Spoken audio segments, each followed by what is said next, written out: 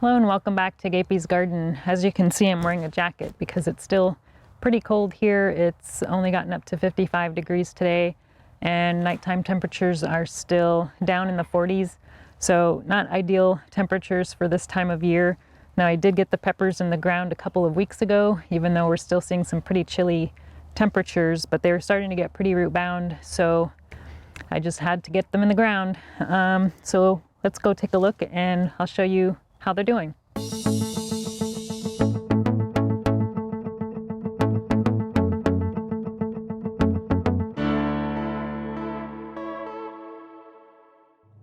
majority of the peppers are in the greenhouse and I'm not too worried about those. They should be fine. It's warm enough in there, I think, that they are growing okay. But the ones outside of the greenhouse are mostly annuums and they're growing a little bit more slowly. So here we have a guajillo. This was the biggest pepper plant that I have outside of the garden. And we do have some flower buds. I don't see any pods forming on that one yet. And it does look like it's got some bug damage, perhaps slugs or something, I'm not sure. And then we've got two pastillas next to that. And they're both doing about the same. We've got a few flower buds on there and no pod set that I can see. Same with that pastilla. And then the last one over here is Craig's Grande Jalapeno. And we've got some pretty big flower buds on there with no pod set. And it does look like there's a little bit of damage here on the top leaves as well. Just little circles cut out of the leaves. So I'm not sure what's causing that. And then I've got some cages around a few of these. These are all early jalapenos. The bigger one here is one that I grew from seed, and then I picked up a few more from a friend that lives not too far down the road. And unfortunately, I had this one get chopped off, and I think it's from a bird. We have a lot of starlings in the area, and I've noticed some damage on some other plants where they just top it off. They're not eating it, they just like to cut the top off. And I've read that that's something that starlings tend to do. So we've got that one, and then this one. Actually, this one, maybe this is the one that I grew, and the other three are from a friend of mine. So this is the largest one here. There's a lot of flower buds coming out. No pod set on that one either. Now the last two back here are Chili de Arbos, and we do have quite a few flower buds set on both of the plants. This one is much bigger than the one over here. This one is very small, and I think the reason is because before I got the plants in the ground, I was trying to remove all of the flowers because I didn't want it to set pods too early. But I noticed on this smaller plant here that I must have missed a flower and it started forming a pod. So I decided to just leave that pod on the plant, and you can tell it actually suffered quite a bit. And that's why I like to remove the flowers before I transplant them, because I want it to get bigger and not focus on fruit growth. But this one I left on, and that is the reason why it's so much smaller than the other one. The only other peppers I have outside of the greenhouse are these mini brown rocotos. And they actually tolerate cooler temperatures a lot better than other pepper varieties. So they are actually doing pretty good. And it does look like they're starting to form some pepper pods. You can see one starting to form there. And we've got quite a few flowers forming.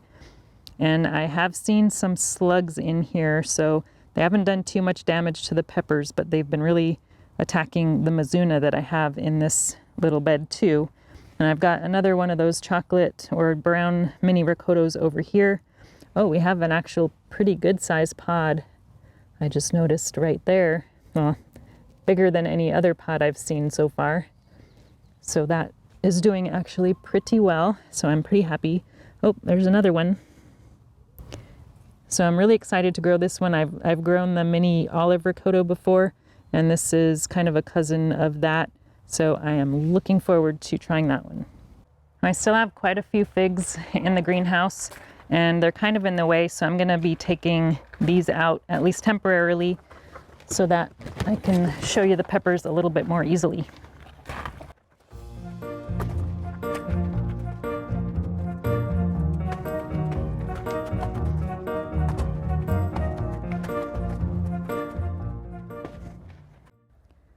Let's start with our 2 container peppers. These are the only peppers I'm growing in a container this year, and these are my Tangerine Tiger crosses. So this one is the orange pheno, and it's got one tiny little pod here starting to set, and I think that is the only one. There might be another tiny one right there, another one right here, so just barely starting to set pods. And then the pheno over here is a yellow one, which was grown by Susan Garza last year, and she had sent me some seeds that she had grown. So these are both F3s, and they're different phenos. So I'm really excited to see, oh, we've got a pod that's just starting to form there that I just noticed. Now, I am starting to see aphids in the greenhouse, and these 2 containers aren't going to stay in the greenhouse. I just have them in here for now because it's so much warmer. Once it starts warming up, if it ever warms up, then I'm going to be moving these outside. Now, over here on the left side of the greenhouse, I've only got 3 peppers on this side. I've also got a couple of tomatoes I'm growing on this side this year, and then I've got some eggplants as well. But the peppers over here are mostly Baccatums. We've got our Sugar Rush Red, and I don't think we've got any pods set on there, but it is just starting to put out some flowers there. So we should be starting to see some pods forming on that pretty soon. And then we've got the Criolla Sella, and it looks like we have our first pod setting right there on that one. But this one is really loaded with flowers just all over. It's kind of spreading out more wide than it is getting tall. And I think I've read that this particular Baccatum doesn't really need support. So we'll see how it does, but this branch here is getting pretty long, so it looks like it could probably use some support at some point. But I don't have any supports on these yet, but Baccatums typically grow a lot bigger and need support. Now, this one here is the Ahi Guyana, and the leaves on this one aren't looking so great. They're getting kind of curled under a little bit, so I'm not sure if there might be some pest on some of these leaves. I know this is kind of typical with maybe a mite issue, so we'll have to wait and see. I do have, let me show you some egg sacs here of praying mantises, and I have not seen them emerge yet, so I'm hoping they will take care of the aphid and mite problem if I have one. But hopefully they'll hatch out soon and get rid of my problem for me.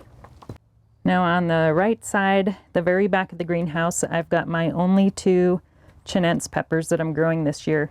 This first one here is the Sweet Bubblegum Red, and Chinense peppers usually take a little bit longer to set pods and grow, so I'm not expecting to see any pods forming on these for a little while yet. We do have some flowers, but it doesn't look like anything has set yet. And then the one in the back here is the Benny Highlands, and it looks like it's in pretty similar shape as the other. We have a few flowers, not quite as many, and I'm not seeing any pods set just yet. I'm pretty sure the rest of the peppers in the greenhouse are all annuums. I'm growing a lot more of those this year.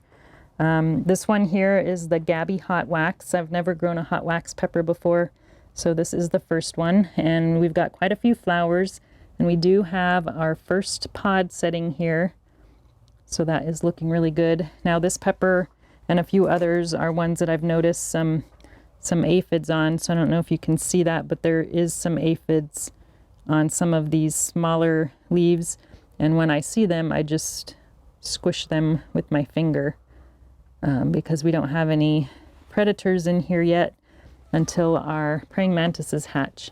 Now this one is a Japanese pepper called Fushimi that I've heard really good things about. I'm not seeing pods set on that one yet either, but we do have quite a few flowers that look like they might start setting some pods pretty soon. And then back here is the Chloe's Sweet Tangerine.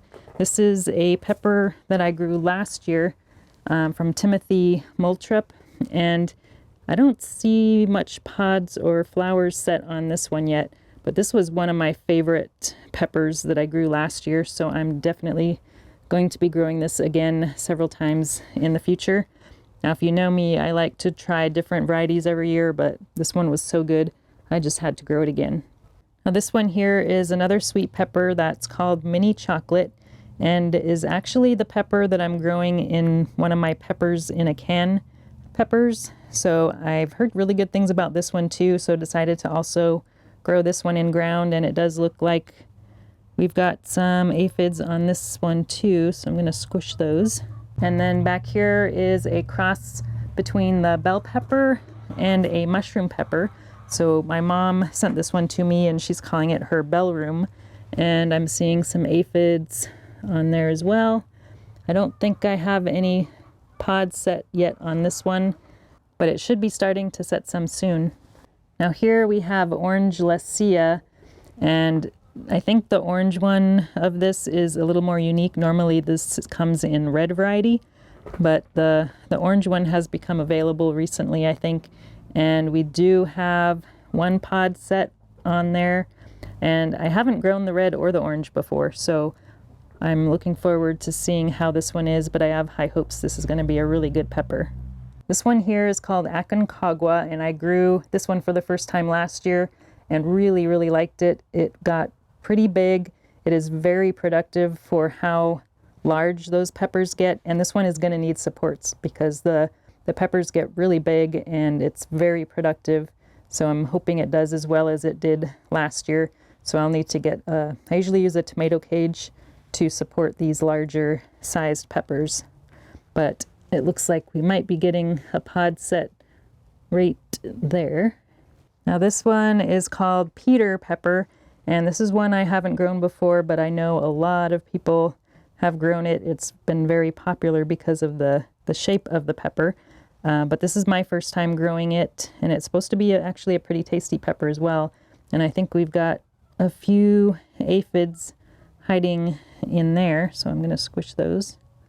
But no pod set that I can see so far, and it's only got a couple of flowers so far. Here we have one called Antohi Romanian. So this is another sweet pepper, but I have not tried this one before, and I don't think we have any pod set. Oh, we have an aphid there. Squish that guy.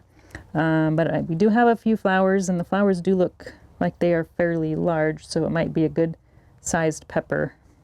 Now here we have shishito. This is a very popular pepper used for grilling and frying. I've grown it several times before, so I decided to grow it again. I didn't grow it last year, but I decided this year I'm going to be growing that again. I don't see any pod set, but we do have quite a few flowers, so we should be seeing some soon.